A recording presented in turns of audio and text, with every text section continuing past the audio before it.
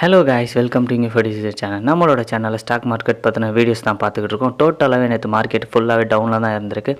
அப்படி இருந்தாலும் bank Nifty மட்டும் ஒரு 181 பாயிண்ட் ஏறி இருக்குது. நிஃப்டி எடுத்துக்கிட்டோம்னா 216.0% வந்து விழுந்திருக்கு. இதுக்கப்புறம் பார்த்தோம்னா நம்ம வச்சுருக்க காசில் குட்டி குட்டியாக வந்து நம்ம கோல்டு வாங்கி சேர்க்கலாம். நம்ம சொன்ன ரேட்லேருந்து கோல்டு இறங்கி தான் இருந்திருக்கு.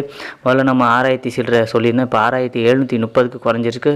முதல்ல 6800 சம்திங் சொல்லியிருந்தோம்.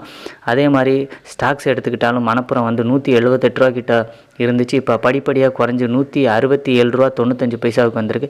இந்த மாதிரி ஸ்டாக்ஸை வாங்கி நம்ம குட்டி குட்டியாக நம்ம பாக்கெட்டில் போட்டுக்கலாம். அதே மாதிரி அடுத்ததாக பார்த்தோம்னா கல்யாண் ஜுவல்லர்ஸ் எடுத்துக்கிட்டோம்னா கரண்ட் ப்ரைஸ் வந்து 384 ரூபா 85 பைசாவில் ட்ரேடிங் ஆகிட்டுருக்கு. நான் வாங்கும் போது வெறும் 65 ரூபாயில் தான் ஸ்டார்டிங்கில் இருந்துச்சு.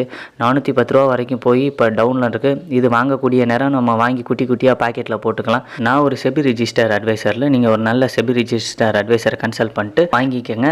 இதெல்லாம் educational purpose only. Thank you for வாட்சிங்.